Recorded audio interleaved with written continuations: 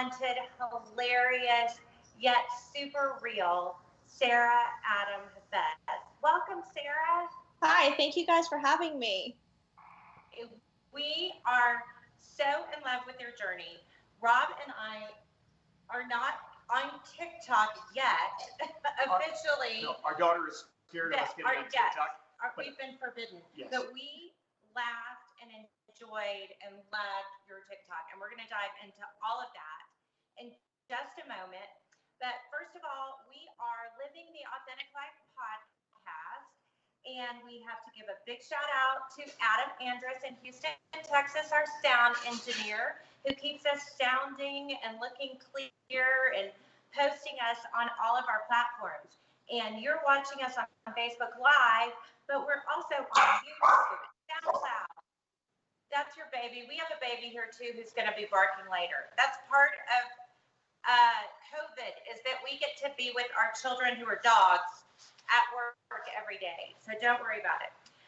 But we love to interview weekly Mondays at 1 o'clock, amazing, interesting people who talk about their journeys with commitment, collaboration, to reach this place of authenticity and help us answer the question, how do we know it's real? And I'm so excited to have my partner in solving crime over here, Rob. Oh, yes. I was so enthusiastic years ago when she was doing all this. It drove me crazy. I saw the look on your husband's face with a couple of your TikToks. And then I saw you brought him in on the TikToks, and he's like into it and looked like he was almost enjoying himself. This is his husband journey too. So I love it when you were like covering his face and doing all that. So we're going to give you a proper introduction. Sarah was born and raised in Pakistan and moved to the U.S. to pursue higher education. She graduated from the University of Houston. See, there's our babies barking, with a double major in hospitality management and philosophy. And I think to be in hospitality management, there's the lawnmower guy. I know.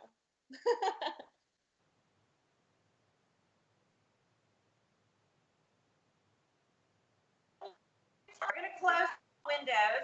So when you're in Colorado, you don't have air conditioning in houses. So you live with the windows open. So see, we're showing you our real authentic life as we're living it. Yeah, but then she went on to get an MBA in Switzerland, which we love Switzerland. So many watches that Rob buys comes from there. And Bella actually went to a boarding school summer camp in Switzerland last summer that we'll talk about in a bit. But she came on as a marketing coordinator at the St. Regis in Houston, and then decided she was so passionate about fashion and philosophy that she opened her own blog and Instagram feed. And I originally met her years ago, and she was called the Cultured Fashionista. And now she goes by her name, Sarah Adam Hafez, and she, after job searches and interview and self-reflection, decided that this was her new home. And girl, you are rocking your new home. You have just shy of 100,000 followers on Instagram. We just got to 17,000 and we have chills over it. So for you to be there, I don't even know where to start, but you take it from here and tell us about how you became this, what seems like an overnight success, but it's never overnight when you're doing it. No, it never is. So where do I begin? Like my journey after I moved to Houston? Well, tell us about, I would love to go all the way back to Pakistan. I have a good friend, as I was mentioning to you, from Pakistan, and she talked about how young women are not educated there. And I found it fascinating that you had the opportunity to be educated and go so far with your education. And so many people take that for granted as Americans, that an education is offered to everyone for free. Maybe you could touch on that a bit. So I grew up in Karachi, Pakistan, which is a city of 22 million people. So it is a large city. We have all walks of life. My family, I guess we grew up in a little bit of a bubble. I would say we're probably the 2% of Pakistanis who live a very privileged life, and I've always been very grateful for that. My dad had businesses like generational passed down, so it was something that we always had the privilege of up in a country, but then also seeing the rest of the world, like a third world country, but then also being exposed to the rest of the world. So I went to a British school my entire life. If you're familiar with the Pakistan and India history, you know that they used to be one country. And when the British rule left the subcontinent, they divided India and Pakistan, but they also had, like, in Pakistan, there were a lot of schools. So my school now is probably 170 years old. From like elementary to, you know, all the way graduating towards school. So towards college. So I think that's the type of like history that I came from, and I grew up speaking English my entire life. I used it as my first language.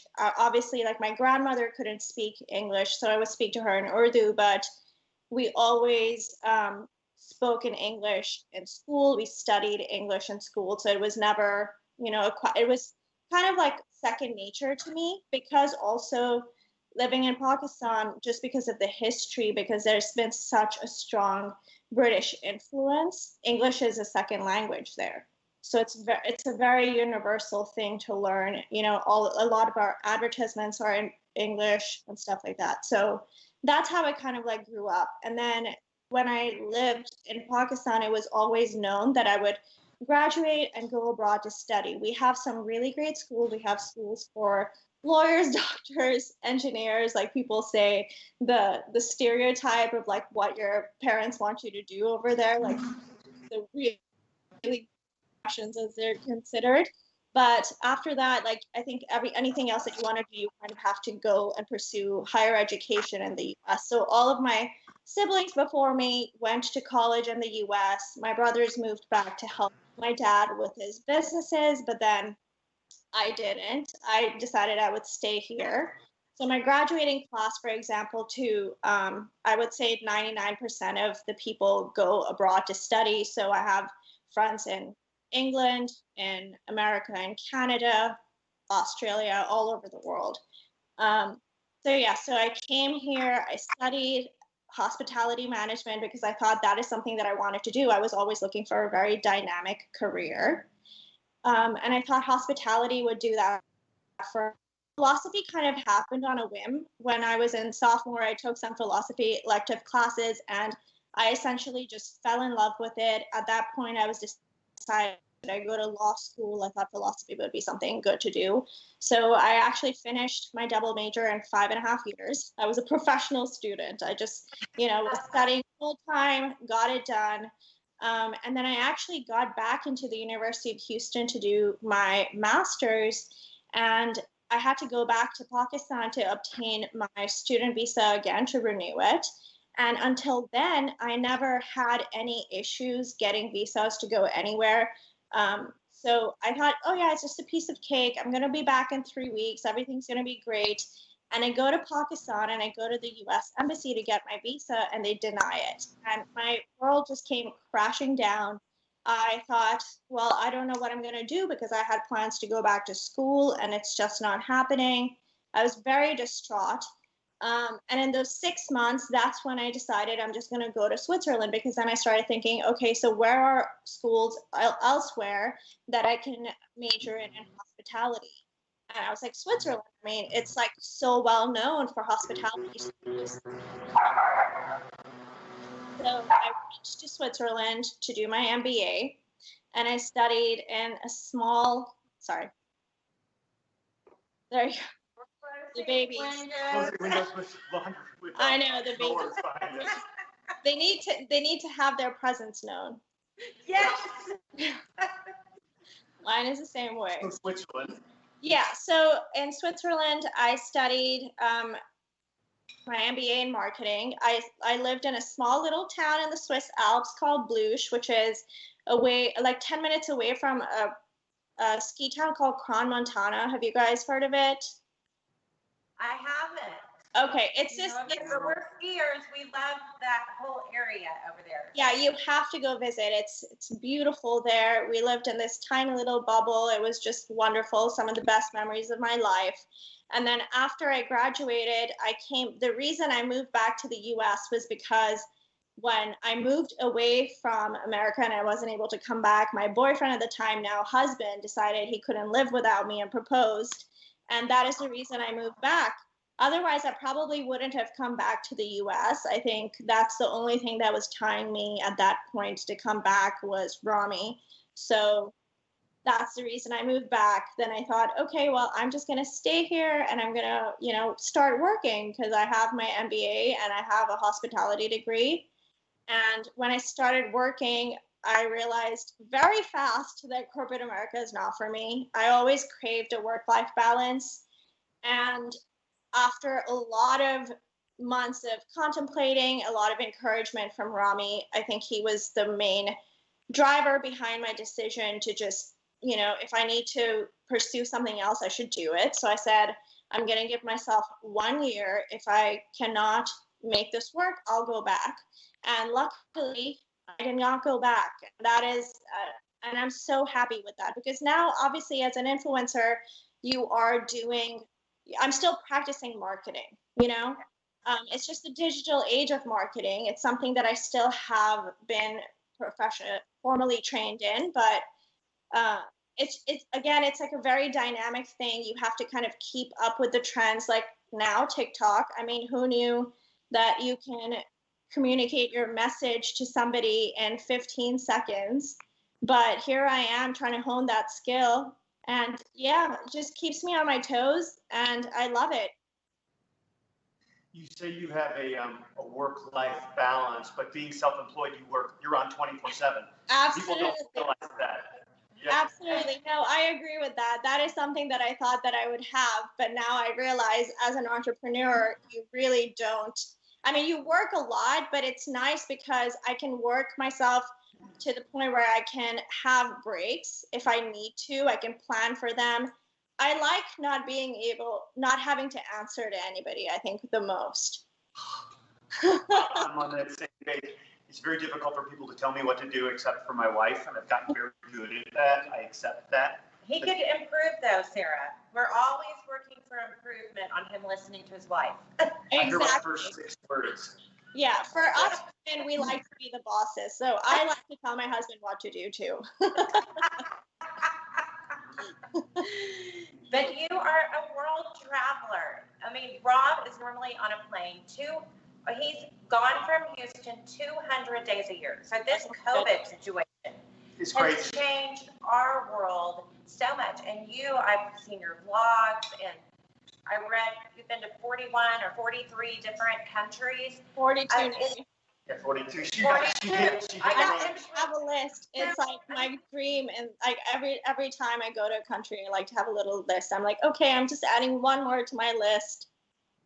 And is that the hardest part for you? I struggle. Is it travel? But I think the hardest part for us has been connection. We have missed the connection, and that's why we left travel. Is you can dive into a community. And we don't like to just go to the tourist place. We like to be in the midst of what's happening in that community. And like going into a cafe in Paris, even though the French can be difficult, but to sit there and have your cocktails, or even if you're just drinking 2 coffees, and your leg's on their leg, and they're talking to you, and then everyone speaks English most of the world, but it's just a different perspective and so much fun, and we don't get to do that any longer. Right. What are the places you were most surprised about? Where are the places still on your list? And when are you going to get to go there? Oh my goodness. I don't know when this thing is over. There's no end in sight at this point. So I don't know when I'll ever be able to travel again. So some of my favorite places I've ever been to are the Maldives. I absolutely loved it. It's like a little piece of heaven on earth. By far, that stands out the most. I go to Europe. I feel like I go to Europe every chance I get. So, and then also when I was in Switzerland, I traveled a lot. But I would love to go to Japan. That's on my list next. I've been dying to Japan and New Zealand, Bora Bora one day. And then also some like Asian countries. I'm thinking like probably Indonesia, never been. Bali would be something amazing to do, but I'm slowly crossing that off. And a safari. Oh, Okay, that's good too. I work in Japan. I've been traveling there for the last 15 years, so I've probably been 35 times to Japan. Amazing. And now I know who to ask of what to do. yeah, it's the cleanest, most organized city you've ever been in your life. Wonderful, engaging people. And if you're in the big cities, they speak English. But if you get off the beaten path, they don't speak English at all. And they look at you and smile and take pictures because they don't see many round-eyed people because their country is an island. So they've been very sheltered forever until plane travel. But great place, great place. That's Grace Kelly saying hi to you also. I love it.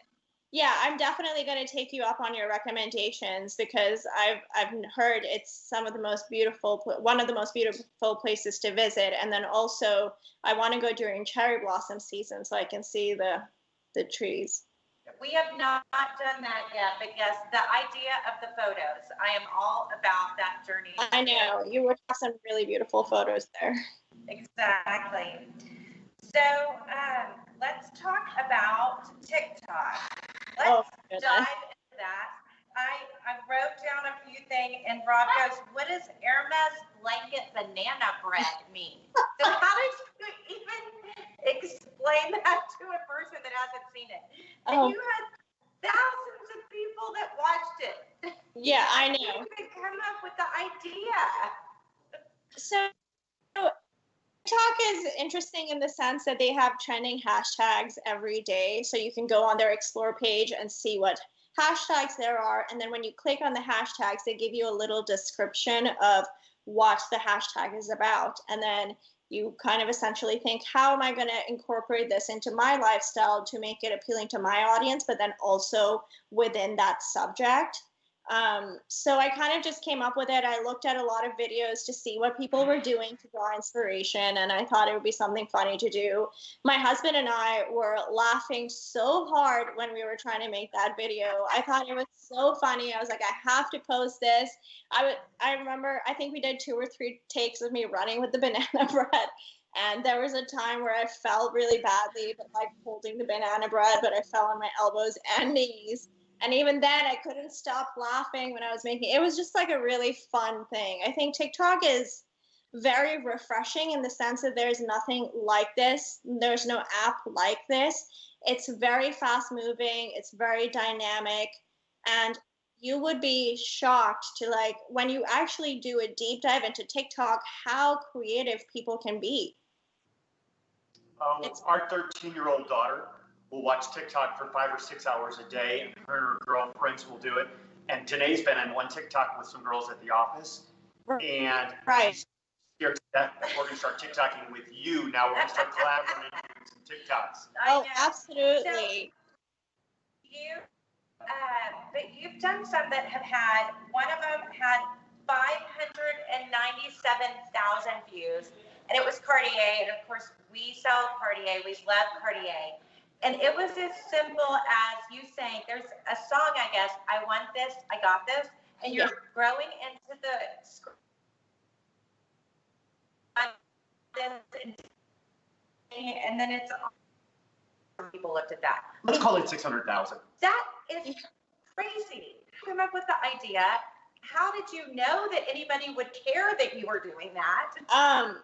Yeah, so again, it wasn't an original idea. It's when you click on the sound, you'll see a lot of people doing it. So every video that I make is all just, well, I'm just going to see how people are using this sound and how I can incorporate it into my brand and appeal to my audience. So I said, okay, well, I'm just going to do this because I like luxury things. I collect them.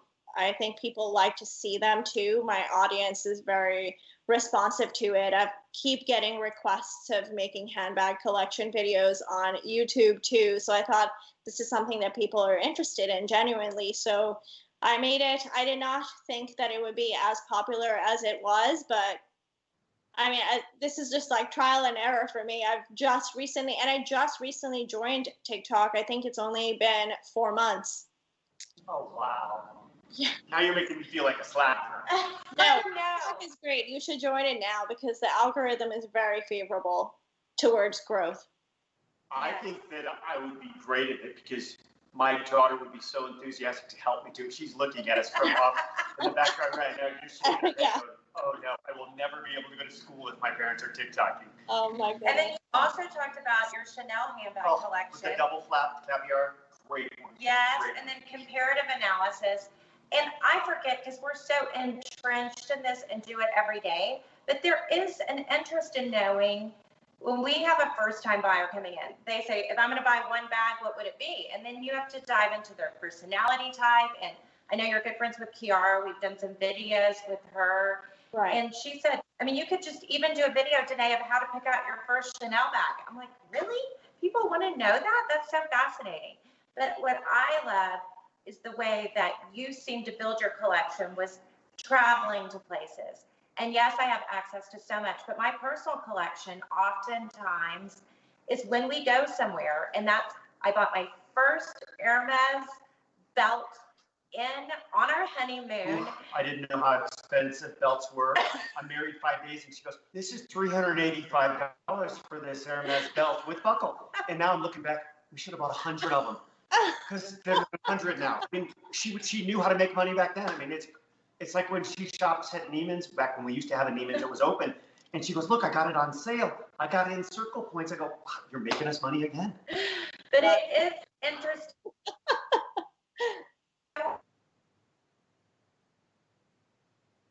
The way that you're Sorry, Danae, you're breaking a lot. You make their collection your spring is yours that you cultivated throughout the years. And I found that to be interesting and different too. Sorry, you were breaking up. Can you repeat that? I'm sorry, I didn't get any. I didn't hear that. It's technical difficulties. I'm referring, well, you did several on Chanel. There was one that you showed your favorite Chanel jewelry, and then there was another one that you showed all your Chanel bags. Yes. Just dive into Chanel. How did you pick that and you love Dior too? Just tell us about your style. How do you choose when you have so many options? How do you pick what you love? So for me, it's always about functionality and seeing what would go with majority of my wardrobe. Whenever I pick a bag, for example, I always imagine like what kind of clothing I have in my wardrobe, where I would wear it. If I think it's something that I would make a lot of use out of, I get it. Majority of my bags, I think, are neutrals, and then I have a few pieces here and there, which I think are just art in a sense. So I really love collecting them.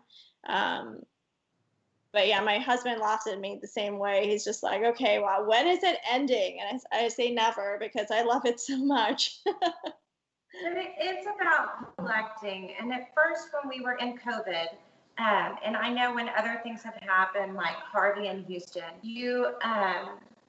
and I know how connected you are to community and people around the world. You feel a little bad about talking about luxury or talking about things when people aren't healthy or safe or they've lost their jobs. And I found in my journey that people look at fashion as a creative outlet. It's a way, it's an expression. And it is art. It's a way of expressing art, and people can, even when they're home, I know for me, I wanted to dress up because I just wanted to feel good and look good and have that skip in my step that I miss by wearing my pajamas, my day pajamas, and switching to my night pajamas. Right. Did you feel that hesitation too? But your brand is more, I guess, balanced, where you talk about home and you talk about beauty and you talk about so many different things. Right. So for me, I think I agree with you in the sense that just talking about these luxury things is it's kind of like an escapism, you know, like I feel like there's sometimes so much sadness in the world. I mean, when you're reading the news, you can find so many articles that will probably make you really sad or upset about what's going on in the world. So definitely my platform I try to use is more of an escapism, where the audience can come and just be entertained and have lighthearted conversations, so that, you know, sometimes you just need that in your life to just keep your mind straight. So that is something that I try to provide to my audience too. But then obviously I'm not shy to talk about things that really do matter. For example, I posted a lot about the Black Lives Movement. There's now the whole pay up movement that's happening. I think that's something that's really very important to bring awareness to. So yeah, I try to keep a balance, but I know with a lot of my audiences, I've taken several polls. A lot of them prefer for me to keep things light and not essentially just be a news resource, because they're coming to me for that escape or that inspiration or whatever it might be. But yeah, I do also like to keep things light and but also real, in the sense that I'm very much an open book with my audience. If what you see is what you get. I'm not always trying to wear makeup line or showing everybody just like the most glamorous parts. I think I try to show them very real life moments too, and I think that just kind of helps connect with the audience more. I remember when Chloe Tao said that she started doing videos, and it took me like 3 weeks to do my first video, and now we're videoing every day. But your aim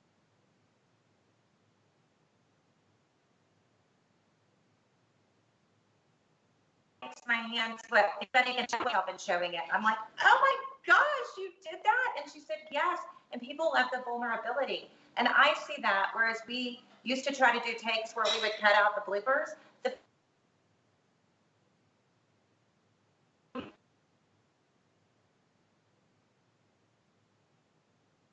bloopers. Yeah, I'm not the best. Days ago, I said, wouldn't it be great if my brother who was born and raised, excited about that. Poor connection. I hope you heard that. That might be Janae doing it again. Did you hear Exactly. me? I'm cutting it out. I think that people want. Yeah, I'm kind of following you guys. It was breaking up a little bit, but I think I'm following you guys. Okay. My comment was, I said, wouldn't it be great if we had Jesus had a brother and he had a birthday in May, so we could have 2 Christmases. Can you imagine the fun of giving gifts and doing all that twice a year instead of once a year? And my wife goes, you probably shouldn't have said that. So that was her blooping it out again with the Wi-Fi. No, I totally, it's all good. No, I know what you mean. I mean, I think there's value in showing vulnerability, because it really helps people see what you are truly like, what you stand behind, what type of person you are. I think that's the better way to deal with it, because I think it's important, especially nowadays, for people, and with you as well, when you're running your business, they want to know and ethics of a business, the people who are running the business, what they stand behind, what they believe in. The consumers now are very smart, in the sense that they definitely want to know these things before they put their money behind something. So it's important to show that side of you, and truly who you are and what you stand for. Because if somebody can relate to you even in those areas, I think they're more likely to support your business. And you have supported so many local businesses in your journey too. It's been so hard for so many businesses to keep going through all of that. Do you want to give a shout out to a few? Are there restaurants? Are there beauty places that you feel like have been there and are going through hard times? I'd love to give you that. Yeah, I would love that too. I think, so my nail place, Q Nails, I go to them all the time. They're amazing. They've always done they always do the best job of that. And then also, I would say, for restaurants, maybe, it's funny, I can't think of one at the top of my mind, because I haven't been to a restaurant for so long. But I guess El Tiempo, Tex-Mex is always the best. Yes, we are Tex-Mex fans as well. Well, another thread that we have seen with so many of our guests, and maybe because it's one of the most important things in our business for our growth, has been collaboration and connection with other people. And the way I met you was through introduction. The way we built our business, Rob built his business, was by collaborating with other jewelers and partners and wholesalers. And I met you through this incredible, it gives me chills when I say it, because I left my friend group. But you have the best friend group. I mean, Kiara, and then I think I met you also with Lan and Margaret, and you guys came to New York, and we were doing an event at the Webster, and that was when I first had met you that year. Just why don't you share some of that benefit of having that group of women that are there to support you? Yeah, of course. I'm happy to touch on that. I think by far the most supportive community of girls I've met have been in Houston, especially with blogging. I think a lot of people notice this and say this. It's a very strong community where everybody supports everybody. I think it's really nice to have that. I have a very close group of friends, and we always give each other business advice if there's anything, because we're all in the same boat, like everybody's trying to make it. Everybody has a small business. We're all entrepreneurs, so we really understand what it's like and the struggles of it, which I think a lot of people don't really talk about. But I mean, having any kind of business, including being an influencer, is hard work, especially if you want to succeed. So it's nice to have that community. And I'm so grateful for all my friends in Houston, because I know that I can always turn to them if I ever need advice. And they've been the same. I think we've all built each other up to the point where we are now. I think a lot of us got close to 100,000 followers more or less at the same time. So it's been really nice to have that friendship and connection, and everybody supporting each other. And now we're all successful in our own rights. It is. And we interviewed last week Mrs. Brittany Robinson, and she has such an incredible platform with helping victims of sex trafficking. And I really hear it in so much of what you're doing about equality and the Black Lives Matter. And I think that's an amazing opportunity that we can use our platform. I'm very connected to safety in schools with kids, and which led me to be connected to trafficking. And I feel like our community in Houston, that's a thread that goes beyond our city, and that we are looking. The dogs agree. I know. We want to create the safest community we can. And I also find it fascinating that there are other platforms that support it, and Kiara is involved with Revolve, and then most of you girls are involved with Like to Know It, and that's something we haven't been involved with. But that's a great opportunity too, that you can have your own product but link to that. Maybe you can teach people kind of about the business side of that and how that works for you.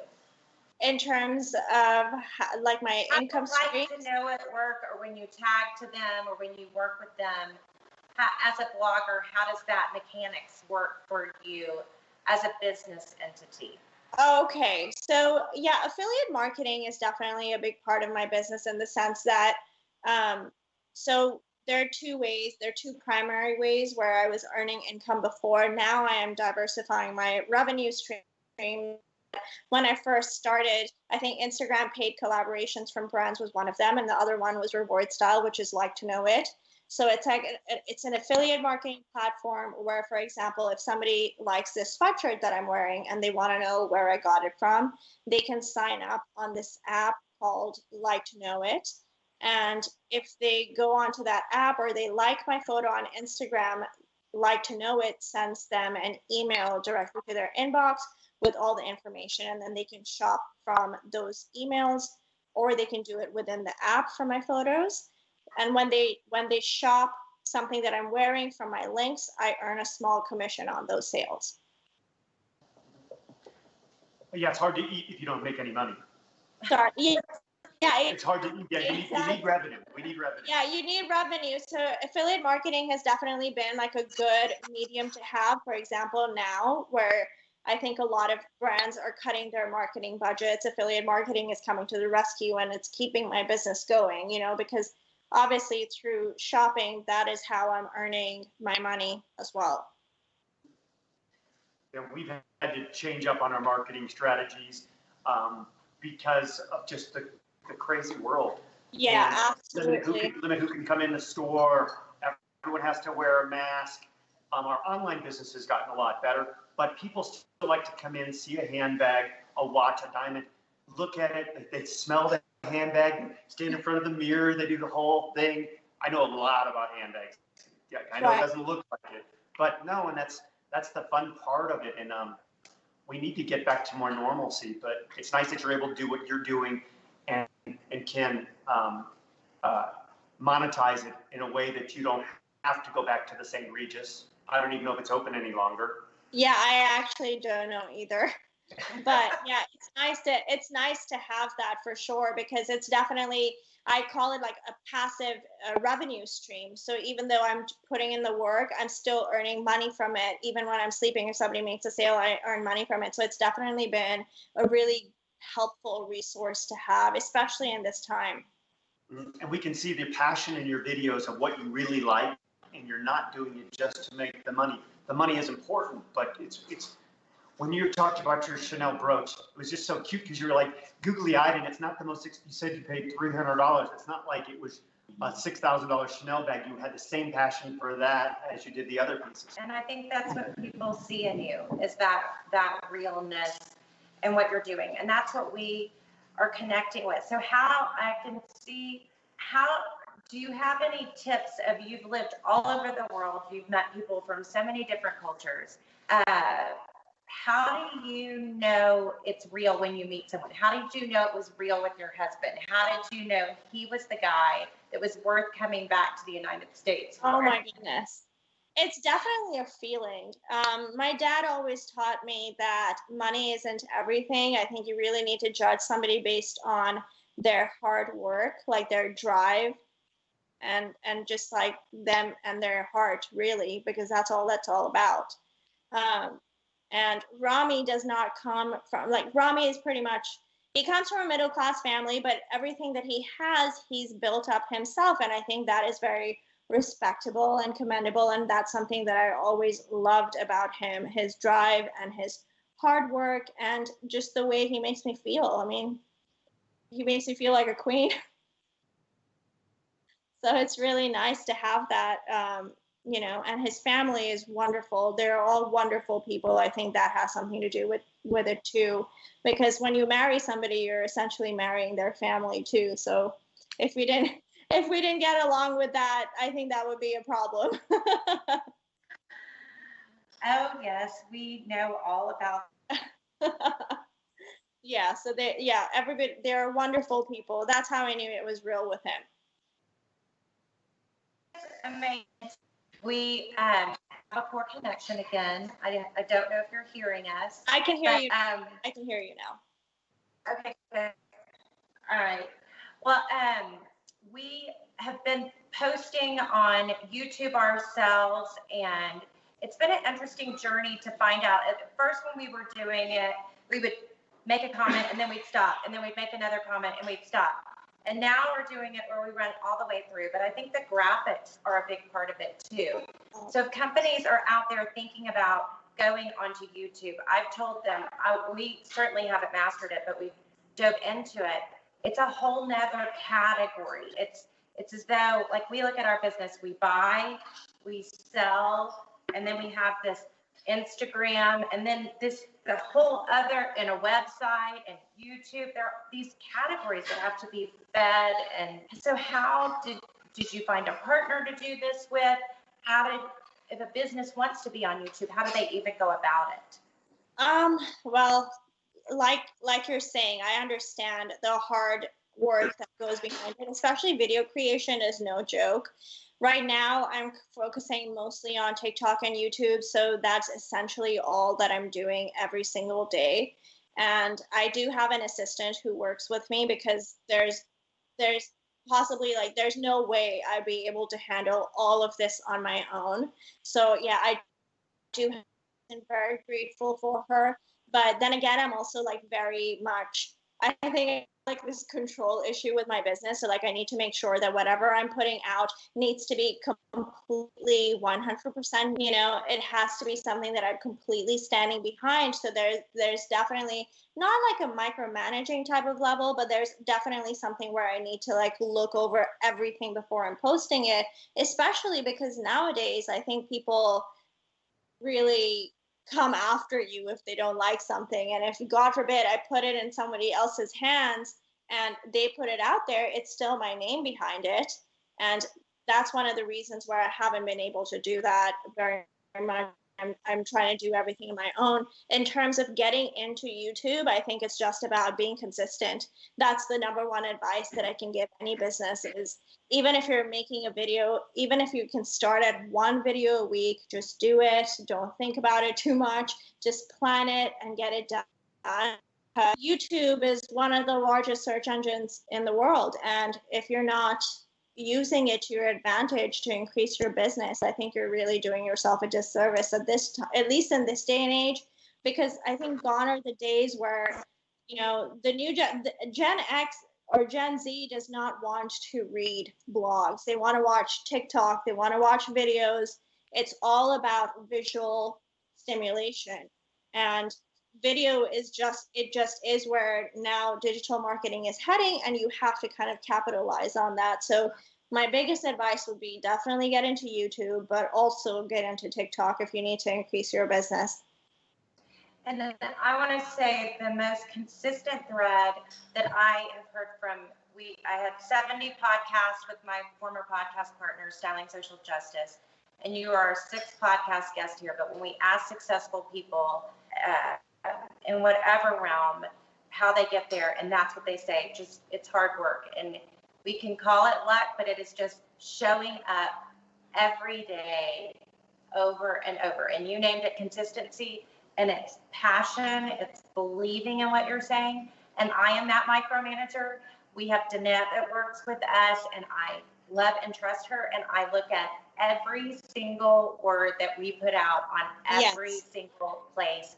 And none of it is something, and there were a few stories that were even posted by our former intern that I was like, oh, I don't even know if this emoji you put on it is appropriate or what I would have done. But it's interesting because I feel like that's what comes through with almost every entrepreneur or person of success, is that they own every step of the process. And that's why I jokingly said you were overnight success, because I know that nothing happens overnight, and it is blood, sweat, and tears. Exactly. I have to say. Sorry, go ahead. I was saying the luckiest people I know are the hardest workers, because it just doesn't come for free. Yeah, no, absolutely. Nothing having in this world comes for free or easily, for the matter of the fact. I think you have to work hard for everything that you really want in life. Well, we have so loved having you on, and we're looking forward to collaborating with you in the future, and your real approach to life and your incredible style. And we will say goodbye to everyone until we meet again on our podcast next week. And stay tuned. Go check us out on Instagram. Follow Sarah and follow us next week, and we will have a Chanel giveaway. And I'm going to do a challenge. You and your husband and my wife and I to do a joint TikTok. That sounds perfect. Let's do it. I'm so down for that. Anytime. Fantastic. I look forward to it. Thank you so much for having me. This was so wonderful. Good. We'll see you when we get back to Houston. Yes, absolutely. Let's do that TikTok. Okay. Thank you. Thank you. Take care. Bye. Bye-bye.